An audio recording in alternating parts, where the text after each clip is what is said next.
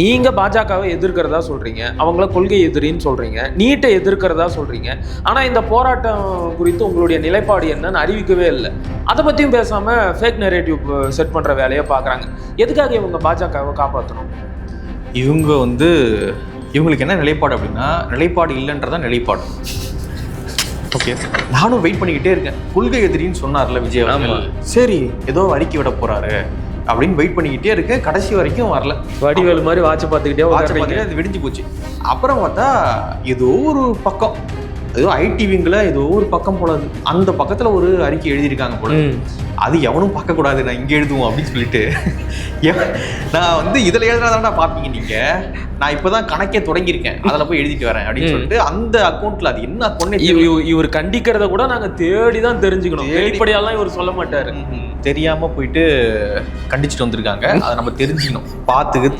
இவங்க செஞ்ச தப்புனால தான் அந்த குடும்பம் இன்னைக்கு வந்து மன உளைச்சலுக்கு ஆளாகி இருக்கு என்பதை கூட இவங்க உணராம திரும்ப திரும்ப பழிய தூக்கி அடுத்தவங்க மேல போடுறதுலயே தான் இவங்க குறியா இருக்கிறாங்க. இவ்வளோ மனசாட்சி உள்ள ஆட்கள் அன்னைக்கு அந்த இரவு அந்த 41 உடலை கூட பார்க்க நீங்க யாரும் இல்லை. ஒரு மாலை போடலை நின்று என்ன ஏது, குடும்பம் வந்துருச்சா, குடும்பம் பார்த்துட்டாங்களா, குடும்பம் யார் கஷ்டப்படுறாங்க, என்ன தண்ணி கொடுக்க ஒன்றுமே ஆள் இல்லை. ஒரு டிவிக்கே தொண்டர் இருந்தானா, தலைவன் கூட வேணாம்பா, ஒரு டிவிக்கே தொண்டனாச்சு நின்னானாங்க. ஒட்டுமொத்த பேரும் ஒரு மாசம் ஆப்சன்ட். இவங்க என்ன சொல்றாங்க அப்படின்னா, அவனுக்கு மனசாட்சி இல்லை, இவனுக்கு மனசாட்சி இல்லை, இவன் வந்து ரொம்ப கல் மனசா இருக்கான், இவன் கெட்டவன். ஏய் இரு, நீ எங்க போன, அந்த அன்னைக்கு நைட் எங்க போன, நீ ஓடுனீங்களா இல்லையா, அவ்வளோதான் மேட்ரு. அப்போ நீ மனசாட்சி பற்றி பேச அவசியமே கிடையாது. ப்ராப்பராக ஒரு விஷயத்த செய்கிறோம் அப்படின்னா ப்ராப்பராக பண்ணுங்க. ஒரு விஷயத்த பண்ணுறீங்கன்னா ப்ராப்பராக பண்ணுங்க. அதோட நெறிமுறை என்ன, வழிமுறை என்ன, என்ன பிரச்சனை வரும், நாளைக்கு கோர்ட்டில் கேஸ் போட்டால் நிற்குமா நிற்காதா, இதெல்லாம் வந்து பார்த்து அந்த குடும்பத்துக்கு நீ இந்த வேலையை கொடுங்க. தொடர்ச்சியாக ஒரு 6 மாதத்துக்கு ஒரு தடவை அந்த குடும்பத்தை மன உளைச்சலுக்கு ஆளாகிட்டே இருக்காதீங்க. நெற்றிக்கண் திறப்பினும் குற்றம் குற்றமே. நெற்றிக்கண் வலையொலி உறவுகளுக்கு வணக்கம். இன்றைய அரசியல் உரையாடலில் நம்முடன் இணைந்திருப்பவர் அன்பு நண்பர் திரு மகாபிரபு அவர்கள். வாருங்கள், அவருடன் பேசலாம். வணக்கம் பிரபு. ஐயா. நலமா? நலம்.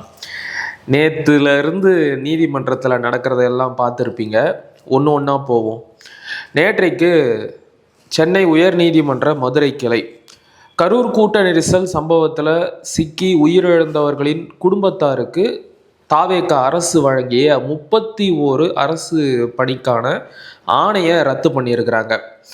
இதை தாவேக தரப்புல இருந்து என்ன சொல்றாங்க அப்படின்னா, பாதிக்கப்பட்ட குடும்பங்களுக்கு கொடுத்த ஆறுதலை கூட, ஒரு நிவாரணத்தை கூட நாம் தமிழர் கட்சிக்காரங்க எல்லாம் தட்டி பறிச்சுட்டாங்க, அவங்களுக்கு வந்து ஈவு இறக்கமே இல்லை அப்படிங்கிறாங்க. இந்த குற்றச்சாட்டை சரின்னு பாக்குறீங்களா?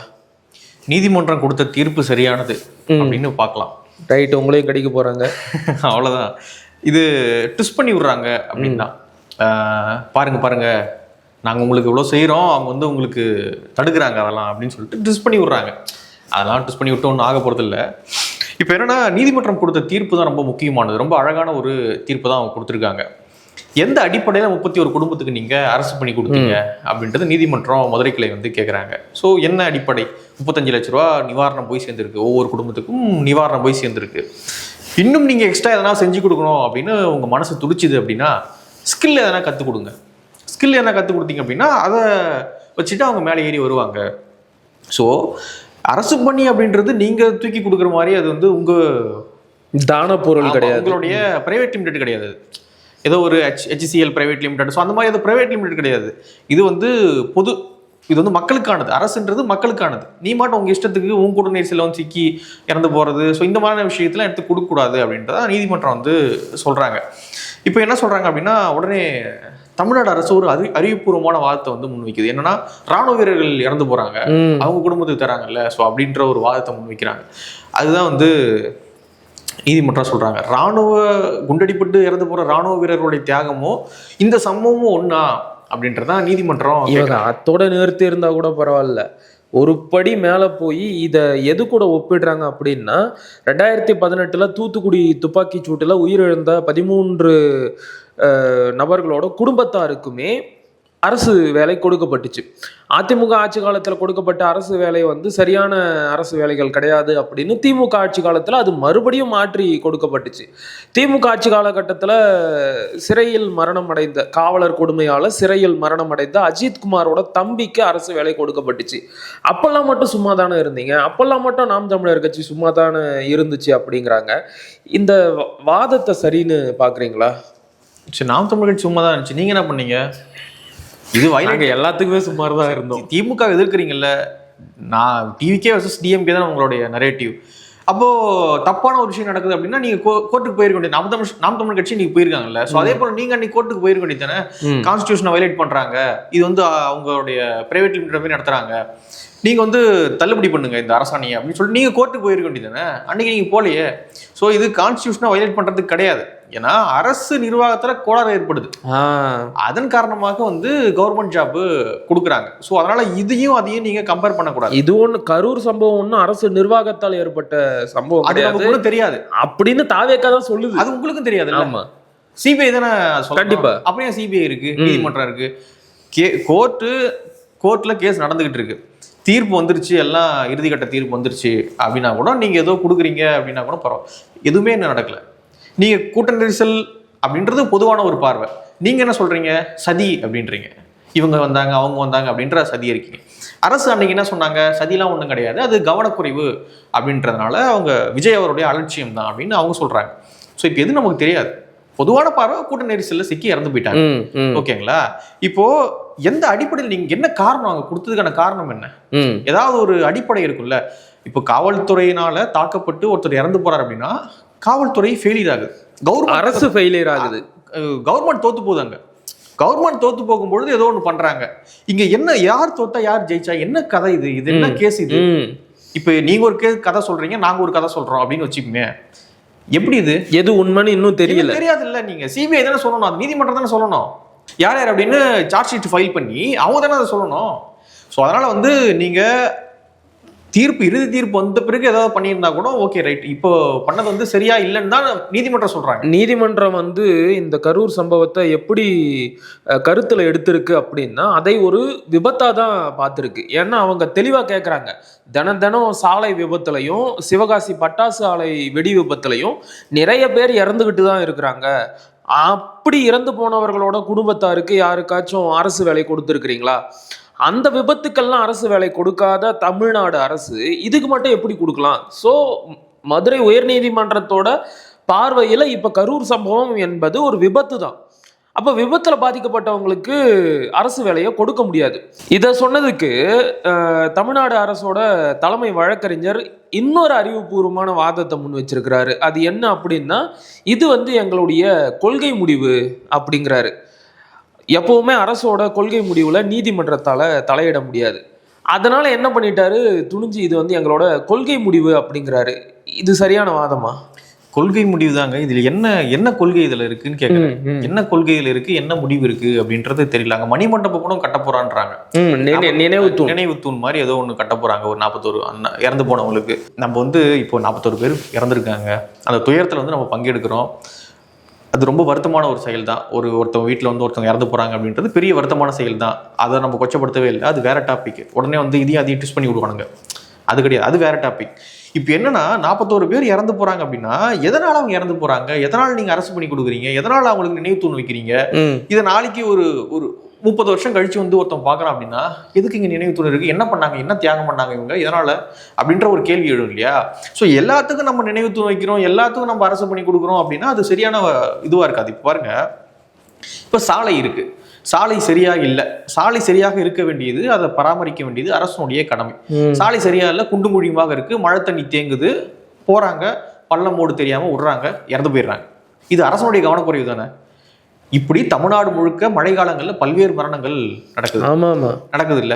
இப்ப எல்லாத்துக்கும் அரசு பண்ணி கொடுத்துடலாமா? இதுவும் அரசனுடைய கவனக்குறைவு தான், இதுவும் அரசனுடைய கவனக்குறைவு தான். அதனாலதான் மரணம் ஏற்படுது. சாலை சரியா இல்லை, பராமரிக்கல, குண்டு குழியுமா இருக்கிறது. இப்படி நீங்க அரசனுடைய கவனக்குறைவுக்காக கொடுத்துட்டே இருப்போம் அப்படின்னா அதுக்கு அவ்வளவு முடிவே இருக்காது. டிஎன்பிசின்னு ஒரு அமைப்பே தேவையில்ல.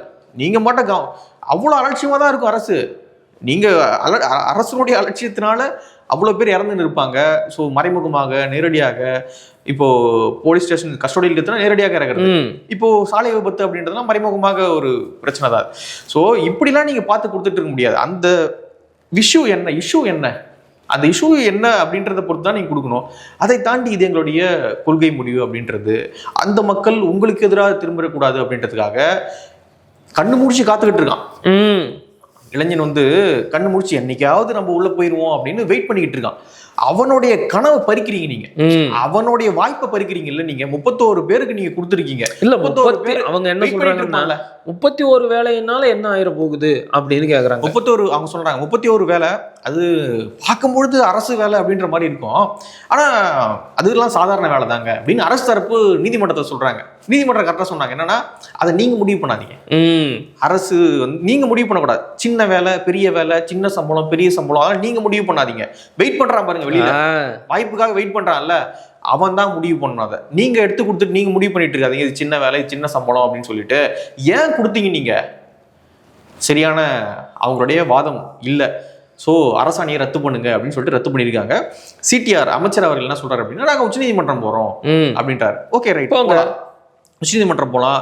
இதை விட திறமையான வழக்கறிஞரை வச்சு நீங்க ஜெயிச்சிடலாம், தீர்ப்புல வந்து ஜெயிச்சிடலாம். நீதி தீர்ப்பு நீங்க ஜெயிச்சிடலாம். திறமையான ஒரு வழக்கறிஞரை வைக்கிறீங்க, ஒரு சிட்டிக்கு 20 லட்சம் 30 லட்ச ரூபாய் ஏதோ வழக்கறிஞரை வைக்கிறீங்க, தீர்ப்புல ஜெயிச்சிருவீங்க. நீதி இது கரெக்டான விஷயமா? இது இப்படி கொடுக்கலாமா? இதை அப்புறம் யார நாளைக்கு வேற ஒரு ஆட்சி வருது, இஷ்டத்துக்கு கொடுக்க வேண்டியதா எல்லாரும். எவ்வளவு பெரிய இதுங்க. இவங்க எல்லாம் என் கட்சி கூட்டத்துக்கு வந்து இறந்து போனவங்கன்ட்டு அவங்க கொடுப்பாங்க. வேற ஏதோ காரணத்துக்காக அவங்க இறந்து போன இதெல்லாம் என்னங்க ரீசன்? 31 பேர் வந்து வெயிட் பண்ணிட்டு இருக்காங்க கனவுகளோடு. அவன் வாழ்க்கையை தொலைச்சிட்டு அவ்வளவு மன உளைச்சல்ல டிஎன்பிசியில எழுதி உள்ள போயிடலாம், ஏதோ ஒரு வேலை கிடைக்கும் அப்படின்ற பெரிய கனவுகளோடு எவ்வளவு பேர் இருக்காங்க. நீங்க ப்ராப்பரா டிஎன்பிசி எக்ஸாமே நடத்துறது கிடையாது. அவ்வளவு பேர் வெயிட் பண்ணிக்கிட்டு இருக்காங்க. ஒரு வருஷத்துக்கு ஒரு தோராயமா சொல்றேன், வருஷத்துக்கு ஒரு 10,000 பேர் ரிட்டையர் ஆகிறாங்க அப்படின்னு வச்சுங்களேன். அதிகமா இருக்கும், தோராயமா சொல்றேன். ஒரு 10,000 பேர் ரிட்டையர் ஆகிறாங்கன்னு வச்சுங்களேன். இவங்க வருஷத்துக்கு ஒரு 1000 பேர் தான் ரெக்யூர் பண்ணுவாங்க. உள்ள எடுக்கிறது 1000 பேர் தான் இருக்கும். ஆனா 10,000 பேர் வந்து காலியாவாங்க, ரிட்டையர் ஆகி வெளியே போவாங்க. அந்த 1000 இடத்துக்கும் லட்சக்கணக்கான பேர் போட்டி போடுவாங்க. நீ ப்ராப்பரான டிஎன்பிசி எக்ஸாமும் நடத்தி ப்ராப்பரா வருஷம் உள்ள கொண்டு வரதும் கிடையாது. அவ்வளோ காலி பணியிடங்கள், கிட்டத்தட்ட 5 லட்சம் காலி பணியிடங்கள் அரசு துறையில இருக்கு. நீ ப்ராப்பரா எடுத்து சரி 31 இது எங்கே போகுதுப்பா அப்படின்னா கூட பரவாயில்ல. நீ அதையும் ப்ராப்பரா பண்ண மாட்டேற, இருக்கிற வேகன்சியும் தூக்கி உங்க இஷ்டத்துக்கு யார்கிட்டே கொடுக்குற.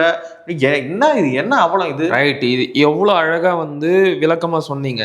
இந்த அடிப்படை விளக்கம் கூட அவங்களுக்கு ஏன் புரிய மாட்டேங்குதுன்னு தெரியல. ஏன்னா என்னைக்குமே இவங்க தாங்கள் செய்த தவறை ஒத்துக்க மாட்டேங்கிறாங்க. நீங்க வந்து அவசர கதியில எந்த ஒரு சட்ட பிரச்சனைகளையும் ஆராயாமத்தான் இந்த அரசு பணியை தூக்கி கொடுத்தீங்க. அதனால தான் நீதிமன்றம் இப்போ அந்த அரசு பணியை ரத்து பண்ணியிருக்கு. இவங்களுக்கு டிஎன்பிஎஸ்சி வாய்ப்புக்காக காத்து கொண்டிருக்கின்ற இளைஞர்களோட அந்த எதிர்காலம் முக்கியம் கிடையாது. இவங்க சட்ட நுணுக்கங்களை பற்றி ஆராயாம போனதும் இவங்களுக்கு முக்கியம் கிடையாது. இவங்களை பொறுத்த வரைக்கும் நாங்கள் கொடுத்த அரசு பணியை நாம் தமிழர் கட்சி வழக்கு போட்டு தடுத்துருச்சு, 31 குடும்பத்தோட எதிர்காலத்தையே நாசம் பண்ணிட்டாங்க அப்படின்னு ஒரு நரேட்டிவ் செட் பண்ற வேலையை செஞ்சுக்கிட்டு இருக்கிறாங்க. அதை எப்படி பாக்குறீங்க? அதான் நரேட்டிவ், அதைத்தான் தொடக்கத்துல இருந்து செய்யறாங்க. அதுதான், அது மட்டும் தானே செய்யறாங்க. நரேட்டிவ் செட் பண்ணி ஒருத்தவனுக்கு எதிராக ஒருத்தவங்க திருப்பணும் அப்படின்றதான். அரசியலா நீ என்ன பண்ற, அதை பார்த்து எப்படி உங்ககிட்ட வரான் அப்படின்றது கணக்கு கிடையாது. இவனை எதிரியா காட்டுறது, அவனை எதிரியா காட்டுறது, சம்மந்தம் இல்லாம பேசுறது, ஒரு நரேட்டிவ் செட் பண்றது, காசு கொடுத்து ஃபேக் பரப்பி விடுறது, இந்த மாதிரி வச்சு தான் அவங்க ஆள் சேர்த்துக்கிட்டு இருக்காங்கன்னு வச்சுங்களேன். இப்போ ஆல்ரெடியே வந்து அந்த 47 குடும்பம் பெரிய மன உளைச்சல் இருப்பாங்க. வீட்டில் அவங்க ஒருத்தவங்கள இழந்திருக்காங்க. இப்போ நீங்கள் என்ன பண்ணுறீங்க அப்படின்னா, எது விதிமுறை, எது நெறிமுறை, எது வந்து நிற்கும் எது நிற்காது கேஸில் அப்படின்லாம் எதுவும் பார்க்காம உங்கள் இஷ்டத்துக்கு தாந்தோன்றித்தனமாக போயிட்டு 31 பேருக்கு அரசு வேலை கொடுத்துட்டீங்க. இன்றைக்கி நீதிமன்றம் அது வந்து சரி வராது அப்படின்னு சொல்லிட்டு ஜிஓ கேன்சல் பண்ணுறாங்க. ஆல்ரெடியே அவங்க மன உளைச்சல் இருக்காங்க. இப்போது 1 மாதம் சம்பளம் கூட இன்னும் வாங்கலை அவங்க. இப்போ தான் வேலைக்கு போயிட்டு பார்த்துட்டு இருப்பாங்க. இப்போது இப்போ வேலைக்கு போக முடியாது அவங்க, திரும்ப வேலை பறி போயிருக்கு அவங்களுக்கு. ஸோ ஆல்ரெடி இருக்கிற மன உளைச்சல், இப்போ நீங்கள் இன்னொரு மன உளைச்சலை ஏற்படுத்துறீங்க. எதுக்கு போட்டு அந்த குடும்பத்தை இப்படி சித்திரவதை பண்ணுறீங்க? ஒழுங்காக உங்களுக்கு தெரிஞ்சதுன்னா கொடுங்க, கரெக்டாக இருக்கும், அது கேஸில் எல்லாம் நிற்கும், ஒன்றும் பிரச்சனை இருக்காது அப்படின்னு நீங்கள் ஆராய்ந்து கொடுத்தீங்கன்னா பிரச்சனை கிடையாது. நீங்க என்ன 6 மாசத்துக்கு ஒரு தடவை அந்த குடும்பத்தை மன உளைச்சல் ஆளாகிட்டே இருக்கிறதா எப்படி? இவங்க செஞ்ச தப்புனாலதான் அந்த குடும்பம் இன்னைக்கு வந்து மன உளைச்சலுக்கு ஆளாகி இருக்கு என்பதை கூட இவங்க உணராம திரும்ப திரும்ப பழிய தூக்கி அடுத்தவங்க மேல போடுறதுலயே தான் இவங்க குறியா இருக்கிறாங்க. இதுல இன்னொரு பார்வை என்ன முன்வைக்கப்படுது அப்படின்னா, விஜய்க்கு அந்த பாதிக்கப்பட்ட குடும்பங்களுக்கு நிவாரணம் வழங்க வேண்டும் என்பதில் இருக்கின்ற அக்கறையை விட இதன் மூலமாக கரூரில் வரப்போற இடைத்தேர்தலில் வாக்கு சேகரிக்கணும் அப்படிங்கிறதுல தான் அக்கறை அதிகமாக இருக்குது. அதனால தான் இதில் இருக்கிற சட்ட சிக்கல்களை எல்லாம் இவங்க ஆராயாமல் அவசரமாக இந்த அரசு பணியை கொடுத்தாங்க. அதனால தான் இப்போ ரத்தாச்சு அப்படின்னு சொல்கிறாங்க. இது சரியான கருத்து தானா? அவசரமா ஏதோ ஒன்று பண்ணணும்னு பண்ணியிருக்காங்க அவங்க. ஏன்னா வந்து உங்களுக்கு பெரிய மனசாட்சி, இப்போ நாம் தமிழர் கட்சிக்கு மனசாட்சி இல்லையா?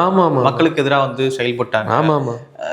யாருக்குமே இல்லை. டிவிக்கு திமுக வந்து ஒரு தீய சக்தி, அவங்களுக்கு மட்டும்தான் மனசாட்சி பொங்கி வழியுது, இவங்க மட்டும்தான் பியூர்னு சொல்றாங்கல்ல.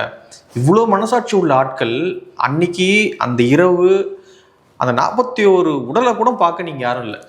ஒரு மாலை போடலை நின்று என்ன ஏது குடும்பம் வந்துருச்சா, குடும்பம் பார்த்துட்டாங்களா, குடும்பம் யார் கஷ்டப்படுறாங்க, என்ன தண்ணி கொடுக்க ஒண்ணுமே ஆள் இல்லை. ஒரு டிவிக்கே தொண்டர் இருந்தானா, தலைவன் கூட வேணாம்ப்பா, ஒரு டிவிக்கே தொண்டனாச்சு நின்னானாங்க. ஒட்டுமொத்த பேரும் ஒரு மாசம் ஆப்சண்ட். அதுக்கப்புறம் ஒரு வீடியோ, என்ன எது வேணா பண்ணிக்கோங்க அப்படின்னு ஒரு வீடியோ. அப்புறம் எல்லாம் ஏதோ மலையில பதுக்கிட்டாங்க அப்படின்னு சொல்லிட்டு வேற சொன்னாங்க. கிருஷ்ணகிரி மலையிலேயே பதுக்கிட்டாங்க அப்படின்னு சொல்லிட்டு இன்னைக்கு அவங்களாம் அமைச்சராக இருக்குன்னு வச்சுங்களேன். இப்படி நடந்துக்கிட்டு இப்படி பிஹேவ் பண்ணீங்க. அன்னைக்கு முக்கியமான டைம்ல நீங்க அப்படிதான் பிஹேவ் பண்ணீங்க. இறந்து கிடக்கு 41 பேர், குழந்தெல்லாம் சாதாரணமா கிடக்கு. அப்படி நீங்க பிஹேவ் பண்ணி ஒரு மாசம் தலைமறைவாகி ஓடி ஒளிஞ்சிட்டு எவனா பார்த்துப்பான், அதை பார்த்துப்பான். நமக்கு என்ன கிடக்குது, நம்மளை பார்க்க வந்து செத்தா ரைட் ஓகே. ஆனா அதுக்கான அடுத்தடுத்த கட்ட வேலைகள்லாம் வேற யாரும் அரசு அல்லது வேற கட்சி வேற எவனா பார்த்துப்பான் அப்படின்னு சொல்லிட்டு விட்டுட்டு ஓடி போனது மட்டும் இல்லாம நீங்க சொன்ன மாதிரி அதை என்ன ஏதுன்னு பார்க்க வந்தவங்க மேலையெல்லாம் பழிய தூக்கி போட்டாச்சு. இவங்க தான் காரணம். இவங்க எப்படி 5 நிமிஷத்துக்குள்ள அங்க வந்தாங்க? டே நீ எங்க போன அதை சொல்லுவா, நீ எங்கப்பா போன? இப்படி பிஹேவ் பண்ணாங்க. அவங்களுடைய பிஹேவியரே இப்படி இருந்துச்சு. இவங்க என்ன சொல்றாங்க அப்படின்னா, அவனுக்கு மனசாட்சி இல்ல, இவனுக்கு மனசாட்சி இல்ல, இவன் வந்து ரொம்ப கல் மனசா இருக்கான், இவன் கெட்டவன். ஏய் இரு, நீ எங்க போன? அந்த அன்னைக்கு நைட் எங்க போன? நீ ஓடுனீங்களா இல்லையா? அவ்வளவுதான் மேட்ரு. அப்ப நீ மனசாட்சி பத்தி பேச அவசியமே கிடையாது. ப்ராப்பரா ஒரு விஷயத்த செய்யறோம் அப்படின்னா ப்ராப்பரா பண்ணுங்க. ஒரு விஷயத்த பண்றீங்கன்னா ப்ராப்பரா பண்ணுங்க. அதோட நெறிமுறை என்ன, வழிமுறை என்ன பிரச்சனை வரும், நாளைக்கு கோர்ட்ல கேஸ் போட்டா நிக்குமா நிக்காதா, இதெல்லாம் வந்து பார்த்து அந்த குடும்பத்துக்கு நீ இந்த வேலையை கொடுங்க. தொடர்ச்சியா ஒரு 6 மாசத்துக்கு ஒரு தடவை அந்த குடும்பத்தை மன உளைச்சலுக்கு ஆளாகிட்டே இருக்காதீங்க. இது வந்து சரி இருக்காது. இப்ப நீங்க சொன்னீங்கல்ல, அவ்வளோ மனிதாபிமானம் மிக்க தாவேகாவினர் கரூரில் இறந்து போனவர்களோட உடம்புக்கு ஒரு மாலை கூட போடலை. சரி விட்டுருங்க, அன்றைக்கி ஏதோ வந்து ஒரு கையறு நிலையில் நீங்கள் இருந்தீங்க, நீங்கள்லாம் இருந்தால் இன்னும் பிரச்சனை அதிகமாயிரும்னு சொல்லிட்டு காவலர்கள் உங்களை வந்து வெளியேற சொன்னாங்க. இந்த கதையெல்லாம் நாங்கள் நம்பி தொலைகிறோம் அப்படின்னு இருக்கட்டும். அந்த சம்பவம் நடந்து முடிந்து 9 மாதம் ஆயிடுச்சு. நீங்களும் ஆட்சிக்கு வந்துட்டீங்க. ஆட்சிக்கு வந்து 2 மாதம் கடந்துருச்சு. இதுக்கு நடுவில் கரூருக்கே போயிட்டு வந்துட்டீங்க. கரூருக்கு போனீங்கல்ல, அங்கேயாச்சும் செத்து போன அந்த 41 பேரோட படத்தை வச்சு ஒரு பூவாச்சும் போட்டிங்களா? அங்கேயும் போடலை. இவங்க வந்து நமக்கு சொல்லி கொடுக்குறாங்க ஈவு, இறக்கம், பாவம், பச்சாதாபம், மரியாதை, இதை பற்றியெல்லாம் இவங்க நமக்கு சொல்லி தர்றது தான் ரொம்ப வேதனையாக இருக்குது. கடைசி வரைக்கும் இந்த ஃபேக் நரேட்டிவை செட் பண்ணியே காலத்தை ஓட்டலாம் அப்படின்னு பார்க்குறாங்க. ஆனால் அதுக்கும் ஒரு எல்லை இருக்குன்றத நேற்றைக்கு நீதிமன்றம் மறுபடியும் உணர்த்தி இருக்கு. அண்ணன் சீமானுக்கு எதிராக அவதூறு பரப்பிய 2 தாவேகாவோட ஆதரவாளர்கள் மீது உடனடியாக கைது நடவடிக்கை எடுக்கணும் அப்படின்னு மதுரை உயர்நீதிமன்ற கிளை வந்து உத்தரவு போட்டிருக்கு. அதை எப்படி பாக்குறீங்க? அதான் அவங்க நீதிமன்றம் சொல்றாங்க, விஜய் அவர்களுக்கு எதிராக அவதூறு பேசினாங்க அப்படின்னா உடனே எம்எல்ஏவாக இருந்தாலும் கைது பண்ணிடுறீங்க. மார்க்கண்டேயனை கைது பண்ணீங்க, அனிதா ராதாகிருஷ்ணனை கைது பண்ணீங்க. அவர் கூட ஜாமீன்ல வந்துட்டு, அனிதா கூட. மார்க்கண்டேயன் ஜெயில தான் இருக்காரு. ஸோ அவரை கைது பண்ணீங்க. பேசுறது தப்பு தான், ஓகே ரைட்டு, கைது பண்ணிட்டீங்க. ஓகே ரைட்டு, எம்எல்ஏ கைது பண்ணிட்டீங்க. இங்க உங்களுக்கு மட்டும்தான் அந்த சுயமரியாதை இருக்கணும், மற்றவங்களாம் சுயமரியாதை கிடையாதா? உங்களுக்கு மட்டும்தான் பர்சனல், மற்றவங்களுக்கு பர்சனல் கிடையாதா? உங்களுக்கு மட்டும்தான் வாழ்க்கை, மற்றவங்களுக்கு வாழ்க்கை கிடையாதா? இன்னொரு தலைவர்களை பற்றி உங்க ஆதரவாளர்கள் பேசும்பொழுது புகார் கொடுத்தா கேஸ் எடுக்கிறது கிடையாது. அதான் நீதிமன்றம் சொல்லியிருக்காங்க. சீமான் வந்து தவிர்க்க முடியாத ஒரு தலைவர். உங்க மீது ஒரு பிரச்சனை வரும்போது நீங்க டக்கு டக்குன்னு கேஸ் போட்டு கைது பண்றீங்க, எம்எல்ஏவாக இருந்தாலும். அதே போலதான் சீமான் அவர்களுக்கு எதிராக ஒருத்தவங்க அவதூறு பரப்புறாங்க, தேவையில்லாத மாஃபிங் பண்ணி வீடியோலாம் ரிலீஸ் பண்றாங்க, பரப்புறாங்க அப்படின்னா அவங்க மீதும் நீங்க நடவடிக்கை எடுக்கணும். ஒருதலை பட்சமாக நீங்க நடந்துக்க கூடாது அப்படின்னு சொல்லிட்டு உடனடியாக பிஸ்மி திரைப்பட விமர்சகர் பிஸ்மி அவர்கள் மீதும் இன்னொரு கோகுல் தமிழனா ஸோ அவர் மீதும் வந்து வழக்கு பதியணும் அப்படின்னு சொல்லிட்டு நேற்று நீதிமன்றம் உத்தரவிட்டிருக்காங்க. இன்னைக்கு மதுரை சைபர் கிரைம் வந்து 5 பிரிவுகளில் வழக்கு பதிஞ்சிருக்காங்க அப்படின்ற செய்தி வருது. ஸோ இது நீதிமன்றம் வரைக்கும் போயிட்டு தான் கொண்டு வரணுமான்னு இருக்கு. அப்ப எதுக்கு காவல்துறை, எதுக்குங்க ஒண்ணுத்துக்கு நாங்க நீதிமன்றத்துக்கு போயிட்டே இருக்கணும்? நீதிமன்றத்தோட வேலையே கெடுது இல்ல. அந்த டைம்ல அவங்க வேற ஏதாவது முக்கியமான கேஸ் விசாரிப்பாங்க, அந்த டைம்ல முக்கியமான தீர்ப்பு கொடுக்கும், ஏதோ ஒண்ணு. எவ்வளவு கேஸ் டிலே ஆகுது. நீங்க எல்லாத்துக்கும் நான் நீதிமன்றம் தான் போனோம் அப்படின்னா எதுக்கு நீங்க ஒரு அரசு நிர்வாகத்தை வச்சுட்டு இருக்கீங்க அப்படின்ற ஒரு கேள்வி இருக்குல்ல. இதுதான் போன ஆட்சியில் நடந்தது.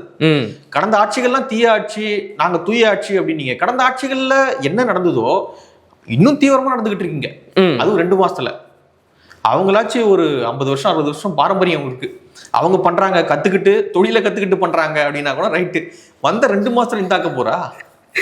அவங்களோட இந்த முதல்வன் படத்துல சொல்லுவாங்கல்ல, நீ 30 வருஷம் அரசியல்வாதினா உன் கூட பழகின இந்த 1 வருஷத்துல உன்னோட எக்ஸ்பீரியன்ஸையும் சேர்த்து நான் 31 வருஷம் அரசியல்வாதி ஆயிட்டேன் அப்படிங்கிற மாதிரி இவங்களுக்கும் அந்த எக்ஸ்பீரியன்ஸ் எல்லாம் தெரிஞ்சு போச்சு போல. அதனாலதான் இந்த வேலையெல்லாம் பார்த்துக்கிட்டு இருக்கிறாங்க. இதுல ஒரு முக்கியமான விஷயத்த நம்ம பேசாம கடந்து வந்துட்டோம். நீட்டுக்கு எதிரான போராட்டம் ரொம்ப தீவிரமா நடந்துகிட்டு இருந்துச்சு.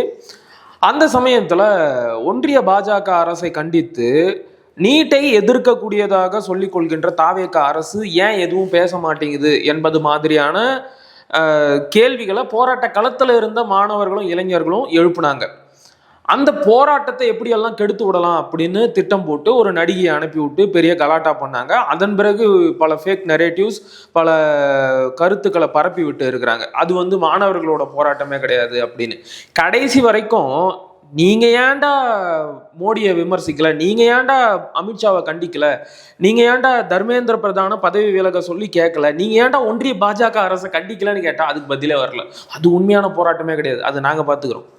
போராட்ட களத்துக்கு போன நீங்க பேசலாம், தம்பி பேசலாம், உங்களுக்கு என்ன அருகதை இருக்கு? நீங்க யார் போராட்ட களத்துக்கு வந்தீங்க? நீங்க பாஜகவை எதிர்க்கிறதா சொல்றீங்க, அவங்கள கொள்கை எதிரின்னு சொல்றீங்க, நீட்டை எதிர்க்கிறதா சொல்றீங்க. ஆனா இந்த போராட்டம் குறித்து உங்களுடைய நிலைப்பாடு என்னன்னு அறிவிக்கவே இல்லை. அதை பத்தியும் பேசாம ஃபேக் நரேட்டிவ் செட் பண்ற வேலையை பாக்குறாங்க. எதுக்காக இவங்க பாஜகவை காப்பாற்றணும்? இவங்க வந்து இவங்களுக்கு என்ன நிலைப்பாடு அப்படின்னா, நிலைப்பாடு இல்லைன்றதா நிலைப்பாடு. ஓகே, அதான் ஏற்கனவே உனக்கு குழப்பறானுங்க. கொஞ்சம் நீங்களாச்சும் தெளிவா சொல்லுங்க. அதான் நிலைப்பாடு இல்லை அப்படின்றதுதான் இவங்களுடைய நிலைப்பாடு. எதுக்கும் எங்களுக்கு நிலைப்பாடு கிடையாது, எங்களுக்கு ஸ்டாண்டே கிடையாது. ஒரு சித்தாந்தம் இருக்கணும், உங்களுக்கு ஒரு பார்வை இருக்கணும், சமூகத்தை பத்தியான ஒரு பார்வை இருந்தால் தான் உங்களுக்கு ஒரு ஸ்டாண்ட் இருக்கும். அவன் எந்த பார்வையும் கிடையாது. ஓட்டு போட்டா நான் வந்துட்டேன், 5 வருஷம் ஓட்டு போறேன், கொஞ்ச நேரம் கம்முடுங்க அப்படின்ட்டு அவங்க ஓட்டிக்கிட்டு இருக்காங்க. தப்பி தவறி அமைச்சர் ஆயிட்டேன்டா விட்டுருங்கடா அப்படிங்கிறாங்களா அப்படின்ற மாதிரி பார்த்தா நிறைய ஆடியோலாம் வேற ரிலீஸ் ஆகுது. இவங்களாம் வந்து முன்னாடி பேசி வச்சிருப்பாங்க போல. அவங்க கனவு கூட நினைச்சிருக்க மாட்டாங்க நம்ம அமைச்சராகவும் எம்எல்ஏ ஆகும் அப்போ ஆடியோ ரிலீஸ் பண்ணுவானுங்க இப்படிலாம் அவங்க நினைச்சிருக்க மாட்டாங்க போல. இப்போ கண்டமேனிக்கு ஒருத்தவங்க சொல்றாங்க ஜட்டி அவுத்துறோம் உனக்கு அப்படின்றாங்க. இத்தனைக்கும் அவங்க ஒரு பெண் அமைச்சர். இந்த மாதிரிலாம் ஆடியோ ரிலீஸ் ஆகிட்டு இருக்குன்னு வச்சுங்களேன். நேற்று கூட வந்து தமிழ் தாய் வாழ்த்து 3வது இடத்துக்கு தள்ளப்பட்டுச்சு. மனோன்மணியம் சுந்தரனார் பல்கலைக்கழகத்தில் 3வது இடத்துக்கு தள்ளப்பட்டுச்சு அப்படின்ற இஷ்யூ. சரி, எந்த பல்கலைக்கழகம்? மனோன்மணியம் சுந்தரனார். இன்றைக்கு இருக்கின்ற தமிழ்த்தாய் வாழ்த்தை எழுதுனது யாருதான்? அவர் பேர் கொண்ட பல்கலைக்கழகத்திலேயே தமிழ்த்தாய் வாழ்த்து 3வது இடத்துல தள்ளப்பட்டிருக்கு. நானும் வெயிட் பண்ணிக்கிட்டே இருக்கேன். கொள்கை எதிரின்னு சொன்னார்ல விஜய் அவர்கள், சரி ஏதோ அறிக்கை விட போறாரு அப்படின்னு வெயிட் பண்ணிக்கிட்டே இருக்கேன். கடைசி வரைக்கும் வரல. வடிவேலு மாதிரி வாட்ச பார்த்துக்கிட்டே அது விடிஞ்சு போச்சு. அப்புறம் பார்த்தா ஏதோ ஒரு பக்கம், ஏதோ ஐடி விங்ல ஏதோ ஒரு பக்கம் போலாது, அந்த பக்கத்துல ஒரு அறிக்கை எழுதியிருக்காங்க போல. அது எவனும் பார்க்க கூடாது, நான் இங்க எழுதுவோம் அப்படின்னு சொல்லிட்டு நான் வந்து இதுல எழுதுறதாண்டா பாப்பீங்க நீங்க, நான் இப்பதான் கணக்கே தொடங்கியிருக்கேன், அதுல போய் எழுதிட்டு வரேன் அப்படின்னு சொல்லிட்டு அந்த அக்கௌண்ட்ல அது என்ன அக்கௌண்ட் இவர் கண்டிக்கிறத கூட நாங்க தேடிதான் தெரிஞ்சுக்கணும். வெளிப்படையெல்லாம் இவர் சொல்ல மாட்டாரு. தெரியாம போயிட்டு கண்டிச்சுட்டு வந்திருக்காங்க. அதை நம்ம தெரிஞ்சுக்கணும், பார்த்து தேடி பிடிச்சி தெரிஞ்சுக்கணும் வச்சுங்களேன். அதுவும் கூட எப்படி இருக்கும், பார்த்து மொல்ல வலிக்கு போகுது. ஆமா, பிஜேபின்ற வார்த்தை இருக்காது. யாரு பண்ணா? அர்லேக்கரை நாங்க கண்டிக்கிறோம், ஆளுநரை கண்டிக்கிறோம், ஒரு வார்த்தை இருக்காது. நேத்து மட்டும் அந்த இதுல வந்து பாஜகவை நாங்க கண்டிக்கிறோம், பாஜக இப்படி பண்ணக்கூடாதுன்னு ஏதோ எழுதியிருந்தாங்கன்னு நினைக்கிறேன். எப்படி டக்குன்னு ஒரு அதனாலதான் நேத்து கொஞ்சம் லேசா மழை பெஞ்சதுன்னு நினைக்கிறேன் போல. இப்ப என்னன்னா, அதை தாண்டி நீங்க சட்டமன்றத்துக்குள்ள ஆளுநர் பண்ணார் இல்லையா, நீங்க கொடுத்த கடிதத்தை, நீங்க கொடுத்த டாக்குமெண்ட்டை அவர் அப்படியே படிச்சிட்டார். சூப்பரான கவர்மெண்ட் அப்படின்னு அவரே படிச்சிட்டார். அவர் என்ன பண்ணார் அப்படின்னா, இதே ஃபார்மெட்டை சட்டமன்றத்துக்குள்ளேயும் அவர் ஃபாலோ பண்ணார். ஃபர்ஸ்ட் தேசிய கீதம், தமிழ்தாய் வாழ்த்து, அப்புறம் ரெண்டு தடவை தேசிய கீதம் பாடப்பட்டுச்சு அப்படின்ற சர்ச்சை. நீங்க அன்னைக்கு விட்டு கொடுத்தது இன்னைக்கு எங்க வந்து நிக்குது பாத்தீங்களா?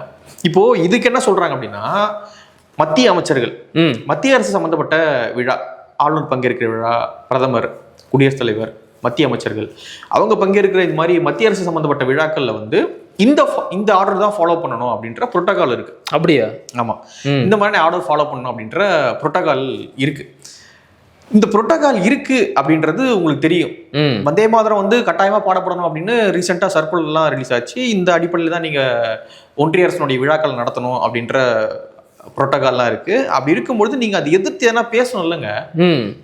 இல்ல, இந்த புரோட்டோகால் சரியில்லைங்க. இப்போ வந்து ஃபர்ஸ்ட் வந்தே மாதரம், ரெண்டாவது தேசிய கீதம், இப்போ மூணாவது தமிழ்தாய் வாழ்த்தை பாடிக்கிட்டு இருக்காங்க. இன்னும் கொஞ்ச நாள் போன பிறகு எதுக்கு அந்த மூணாவது கட் பண்ணி தூக்குப்பா? எல்லாமே இந்தியாவில் தானே, எல்லாமே இந்தியாவில் தான் இருக்கு. இப்ப வந்தே மாதரம் அப்படின்னும் போது அதுல பாரத தாயும் வந்துடுறாங்க. அப்படி இருக்கும். ஆல்ரெடி இவங்க வந்து மைண்ட் செட் ஆயிட்டாங்க. நமக்கும் மைண்ட் செட் பண்றதுக்கான கருத்து பரப்புரையிலையும் இறங்கி இருக்கிறாங்க. என்ன சொல்றாங்கன்னா, நீங்க ஏன் வந்து எப்பவும் தமிழ்னு பாக்குறீங்க, நம்ம எல்லாரும் இந்தியர்கள்னு பாருங்க, இதெல்லாம் உங்களுக்கு தப்பா தெரியாது. நீங்க வந்து பிரிவினை நோக்கத்தோட பாக்குறீங்க, அதனால தான் திரும்ப திரும்ப தமிழ்தாய் வாழ்த்தை முதல்ல கேட்குறீங்க. எப்படி இதெல்லாம் சரியான கருத்தா? இன்னும் கொஞ்சம் அதான் சொல்றேனே, வந்தே மாதரம் மட்டும், தேசிய கீதம் மட்டும், தேசிய போதும், இதெல்லாமே போதுமானது. அதுக்குள்ளே வந்து தமிழ்தாய் இருக்கா இல்ல, அப்புறம் என்ன உங்களுக்கு எக்ஸ்ட்ரா வேற கேக்குது? டைம் தான் வேஸ்ட் அப்படின்னு டைம் இங்க இடத்துல அவங்க டைம் பார்ப்பாங்க. ஆனா இவங்க நேத்து ஆரம்பிச்ச கூட்டம் இருக்குல்ல, அந்த பட்டமளிப்பு விழாவே 45 நிமிஷம் லேட்டா தான் ஆரம்பிச்சிருக்கு. புரியுதுங்களா? இவங்க வந்து நாளை பின்ன சொல்றேன், டைம் பார்த்து கூட வந்து ஒரு தமிழ்தாய் வாழ்த்தை கட் பண்ணி தூக்குவதற்கான எல்லா வாய்ப்புகளும் இருக்கு. கண்டிப்பா. இன்னைக்கு நீங்க இப்படியே விட்டுட்டே இருந்தீங்கன்னா அதானே நாளைக்கு நடக்கும். முன்னாடி இருந்த புரோட்டோகால் என்ன பிரச்சனை உங்களுக்கு? இவங்க ஒன்றிய அரசை கண்டிக்கிறதுல மட்டும் கிடையாது, ஒன்றிய அரசோட குரலாகவே இங்க ஒலிக்க ஆரம்பிச்சிருக்கிறாங்க. இப்பதான் நாம நீட்டை பத்தி பேசணும்.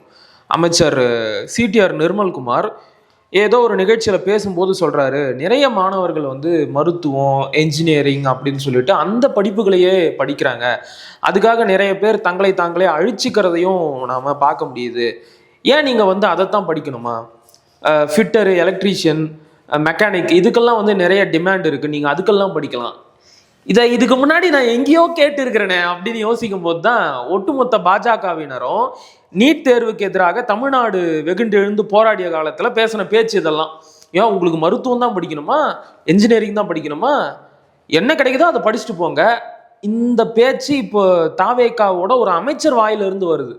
இவங்க பாஜகவை கண்டிக்கிறது மட்டும் கிடையாது, பாஜகவே மாறி நிக்கிறாங்க.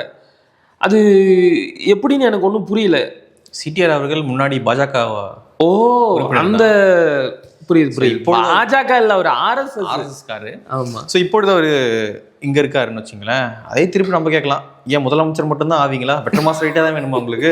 ஏன் நடிச்ச ஹீரோவை தான் நடிப்பீங்களா? ஏன் சேவகவெல்லாம் பண்ணிட்டு அப்படி வர மாட்டீங்களா அப்படின்னு கேட்கலாம். ஸோ மாற்றி கேட்டுக்கலாம், இது ஒன்றும் பிரச்சனை இல்லை.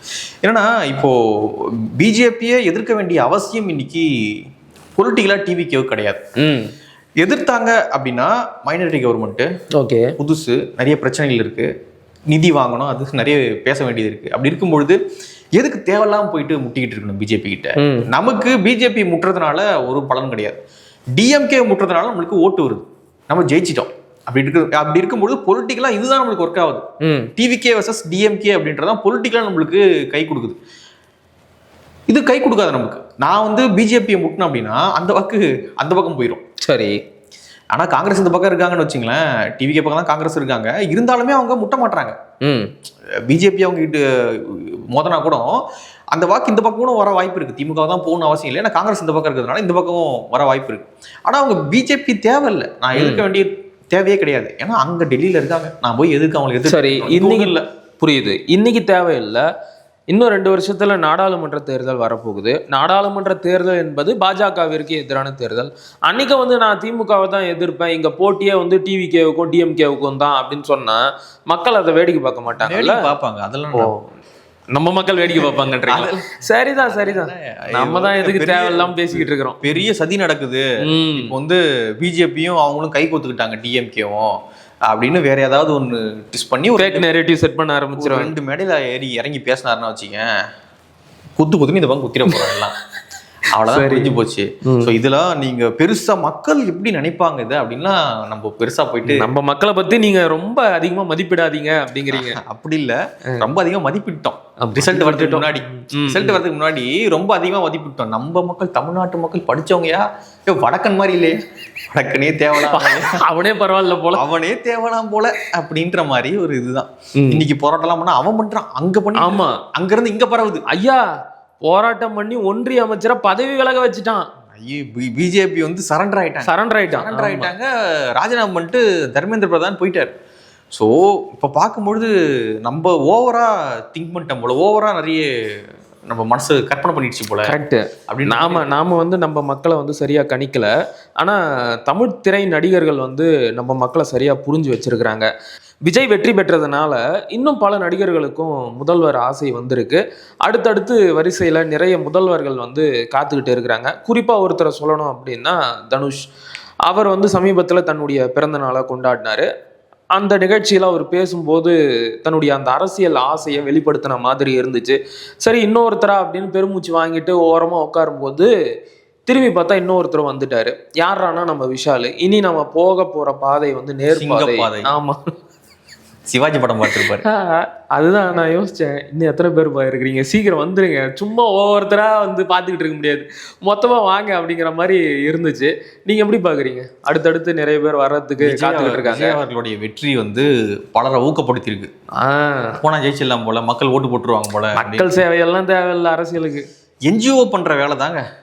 ரத்தம் கொடுக்கணும், 2 பேருக்கு தையல் மிஷின் கொடுக்கணும், சாப்பாடு போடணும், 4 பேருக்கு ஆட்டோ கொடுக்கணும், நான் அரசியலுக்கு வந்துடுவேன். ஓ அவ்வளவுதான். மத்தபடி இப்ப தனுஷ் போராட்டம் ஆர்ப்பாட்டம் அதெல்லாம் வேலை இல்லாத பண்ணிக்கிட்டு இருப்பான் அப்படின்னு நினைக்கிறாங்க. இப்போ தனுஷ் இருக்கார்ல, அரசியலுக்கு வரப்போறாருன்னு தெரியுது. அவருடைய உடை நடை, அவரோட மாமனாரால முடியாததை இப்ப மருமக சாதிக்க போறாரு. ஆமா, அவருக்கு வைக்கப்பட்ட பேனரு தமிழின தலைவரே, தலையெழுத்து தமிழின தலைவரேன்னு பேனர். ஸோ பார்க்கும்போது தெரியுது கண்டிப்பாக அவருக்கு ஒரு எண்ணம் இருக்கு. அது என்னைக்கு வரப்போறாரு, எப்படி வரப்போறாரு, என்ன சொல்ல போறாருன்னு. இப்போ அரசியலுக்கு வரக்கூடிய அவங்க என்ஜிஓ ஒர்க் மட்டும் பண்ணா போதும் நினைக்கிறாங்க. இன்னொரு பக்கம் இதே டைம்ல வந்து டெல்லியில நீட்டுக்கு எதிரான போராட்டம் வந்து நடக்குது, தமிழ்நாட்டிலயும் நடக்குது. தனுஷ் இதுக்கு எதிராக எதனா பேசினாரா? இல்ல. எதனா பதிவு போட்டாரா? அப்ப என்ன நீ அரசியல்வாதி? இல்ல புரியல, என்ன அரசியல்னா என்ன? என்ஜிஓ ஒர்க் தான், 2 பேருக்கு தையல் மிஷின் கொடுத்தா அரசியல்வாதியா?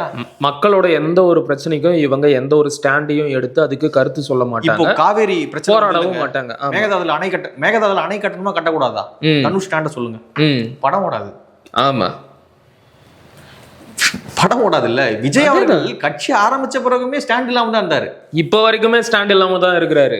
கர்நாடகாவில் வந்து என்ன நல்ல கரெக்டாக தான் சொன்னார் கமலஹாசன் அவரு. தமிழ்த்தாய் வந்து முதல்ல வந்தாங்க, அவங்க கிட்ட இருந்து வந்த மொழி தான் கன்னடம் அப்படின்னு சொல்லிட்டாருங்க மேடையில். அதுக்கு எவ்வளோ பிரச்சனை பண்ணாங்க கர்நாடகா. முதலமைச்சர் பேசினார், சித்தராமையா பேசினாரு, அறிவு கட்டத்தனமா பேசிட்டு இருக்காங்க அப்படின்லாம் ஒரு சித்தராமையா அன்னைக்கு பேசியிருந்தார். அதை எதிர்த்து கட்சி தொடங்கி கட்சி வச்சிருந்தார் விஜய் அவர்கள். என்ன பேசினாரு? வாயே திறக்கல. ஏன்னா படம் ஓடாது அன்னைக்கு. இதே தான் இன்னைக்கு எல்லா நடிகர்களுக்கும். நீட்ல உங்களுக்கு ஸ்டாண்ட் இல்லை, மேகதாது இஷ்யூல ஸ்டாண்ட் இல்லை, முல்லை பெரியாறுல ஸ்டாண்ட் இல்லை, கனிமவளம் கடத்துறான்ல, என்ன ஸ்டாண்ட் உங்களுக்கு? ஒன்றும் கிடையாது. 3 நாள் தான், 3 மாசம் தான் தடை போட்டுருக்காங்க. கனிமவளத்தை பாண்டிச்சேரியை தவிர்த்து மற்ற மாநிலங்களுக்கு கொண்டு போகக்கூடாதுன்னு 3 மாசம் தான் தடை போட்டிருக்காங்க. பெருசா ஒன்றும் நிரந்தர தடை இல்லை, தற்காலிக தடை 3 மாசம். நேத்து ஒரு நாள் பதிவு போடுறாங்க, அடுத்த நாளே வந்து கேரளா முதல்வர் வந்து கடிதம் எழுதுற தமிழ்நாட்டு முதலமைச்சர்.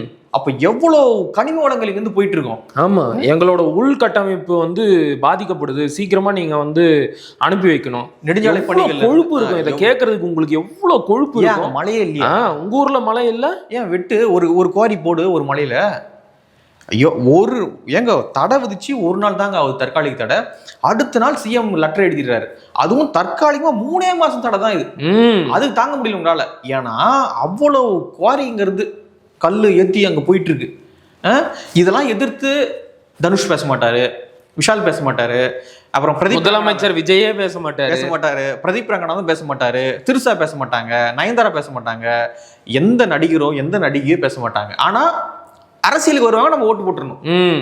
என்னவா பண்ணீங்க? அதான் என்ஜிஓ அவருக்கு மாதிரி ரத்தம் கொடுத்தேன். உங்க ரத்தமா? இல்ல, தொண்டர்கள் ரத்தம் தான். ரசிகர்கள் ரத்தம் கொடுக்க சொன்னேன், நான் போட்டோ எடுத்து கிட்டு அப்படின்னு ரசிகர்கள் ரத்தம் கொடுக்க சொல்றது, 2 ஆட்டோ கொடுக்கறது, 2 தையல் மிஷின் கொடுக்கறது, 2 பேர் டீ வாங்கி கொடுக்கறது, அவ்வளவுதான். இவ்வளவு போதும். இதுதான் அரசியல்வாதி. ஆனா அவங்களுக்கு தான் மக்களும் ஓட்டு போடுறாங்களே. பைத்தியக்காரங்க மாதிரி நாம தான் உட்காந்து பேசிக்கிட்டு இருக்கிறோம். மக்களுக்கு அதை பத்தி எல்லாம் கவலையே இல்லை. சரி, நான் பைத்தியக்காரனா வந்துடுறேன், நாங்க இப்படி இருந்துடுறோம், அப்படியே இருந்துட்டோம் அப்படின்னு சொல்லிட்டு போக வேண்டியதான் போல. ஸோ தனுஷ் இப்போ தனுஷோடைய சித்தாந்தம் என்னவா இருக்குன்னு நினைக்கிறீங்க? தெரியலைங்க, தெரியல. விஜய் யாரையும் கிண்டல் பண்ற மனநிலையில நான் இல்ல. ஏன்னா இந்த மக்கள் நம்மள காலை வாரிடுவாங்க. இப்போ நம்மளுடைய விஜய் ஜெயிச்சாரு, என்ன சித்தாந்தம்? ஒரு சித்தாந்தமும் கிடையாது. கொள்கை தலைவர்னு ஒரு 5 பேர் வச்சாரு. 5 பேருடைய வாழ்க்கையை பற்றி ஒரு 5 நிமிஷம் பேசுனா பேச முடியாது. 5 வரி எழுதி கொடுங்கனாலே தெரியாது. கரெக்டா அவங்க பிறந்த நாள் இறந்த நாள் எல்லாம் எழுதுங்க பார்க்கலாம் அப்படின்னா இவ்வளவுதான் அவங்களுடைய. இது இது இது பார்த்துட்டாங்க, எல்லாம் பார்த்துட்டாங்க. கொள்கை வேணாம், கஷ்டப்பட வேணாம், ஒன்றும் பண்ண வேணாம். இப்போ டிவிகே வர்சஸ் டிஎம்கேன்னு ஒரு நெரேட்டிவ் விஜய் செட் பண்ணார். அடுத்து வரக்கூடியவங்க டிவிகே வர்சஸ் தனுஷ் அப்படின்னு ஒரு நெரேட்டிவ் செட் பண்ணுவாங்க. ஓகே. அடுத்து வரக்கூடியவங்க தனுஷ் வர்சஸ் விஷால் ரெட்டி. கொள்கை எல்லாம் வேணாம், நெரேட்டிவ் இருந்தா போதுமானது. இப்போ விஜய் வெற்றி அதை தானே காட்டியிருக்கு. கொள்கையெல்லாம் தேவையில்ல, நீ கஷ்டப்பட தேவையில்ல, நீ உழைக்க தேவையில்ல, உனக்கு விஷன் இருக்க தேவையில்ல. தமிழ்நாட்டை பத்தியான ஒரு 50 வருஷம் தமிழ்நாடு எப்படி வளரப்போகுது அப்படின்ற விஷன் இருக்க தேவையில்ல. எதுவுமே உனக்கு தேவையில்ல. படத்தில் நடிச்சிருக்குல்ல, நல்லா டான்ஸ் ஆடுவியா, ரைட், நரேட்டிவ் செட் பண்ணுவியா, ஃபேக் நியூஸ் பரப்புவியா பா அப்படின்னு சொல்லிட்டு கூட்டு உட்கார வைக்கிறாங்க. ஸோ இதுதான் இன்னைக்கு தகுதியாக இருக்கு அரசியலில் வர. அதனால அரசியல் ரொம்ப ஈஸியாயிடுச்சு அப்படின்ட்டு எல்லாம் படையை கட்டிட்டு வந்துட்டு இருக்காங்க. எம்ஜிஆர் ஜெயிச்சார், அடுத்தடுத்து வந்தாங்க. டிஆர் வந்தார், பாக்யராஜ் வந்தார், சிவாஜி. ஸோ அடுத்தடுத்து வந்துகிட்டே இருந்தாங்க. ஃபெயிலியர். இப்போ அடுத்த ட்ரெண்டை செட் பண்ணுறார் விஜய் அவர்கள். அவர் ஜெயிக்கும் பொழுது அடுத்தடுத்து நடிகர்கள் வர ஆரம்பிக்கிறாங்க. ஏன்னா பரவாயில்ல, நம்ம போனாலும் ஒரு ஸ்பேஸ் இருக்கும் போல அப்படின்னு சொல்லிட்டு அடுத்தடுத்து வராங்க. வந்தால் ஓகே ரைட், ஜெயிக்கிறீங்கன்னா ஜெயிங்க, ஒன்றும் பிரச்சனை கிடையாது. நான் அதை எப்படி தடுக்கிறது? நான் இதை எப்படி தடுக்க முடியும்? ஓகே ரைட்டு வா. நான் என் மக்களை நம்பி பார்த்தேன், அவங்க இன்னும் காலை வாரிட்டாங்க. இல்லை, திறமையான மக்களாக இருக்காங்க. அதனால ஐயா தயாராக இருக்கிறாங்கய்யா. இப்போ நான் விஜய்க்கு ஓட்டு போட்டேன், அடுத்து தனுஷ் வந்தாருன்னா அவருக்கு தான் ஓட்டு போடுவோன்னு இப்பயே சொல்ல ஆரம்பிச்சு. தனுஷோடைய சாயில் இருக்கக்கூடிய பிரதீப் ரங்கநாதன் வருவார். ஓகே, அவர் மாதிரி நடிப்பார். பிரதீப் ரங்கநாதன் வருவார். அடுத்ததாக சாய் அபயங்கர் போடா இப்போ எல்லாம் போட்டு போங்க அப்படின்ற மாதிரி தான் இருக்கு. உங்களுக்கு ஒரு கும்பிடு, உங்க நாட்டுக்கு ஒரு கும்பிடு அப்படிங்கிற மாதிரி ஆயிடுச்சு. பல கருத்துக்களை பகிர்ந்துக்கிட்டீங்க, மிக்க மகிழ்ச்சி, நன்றி.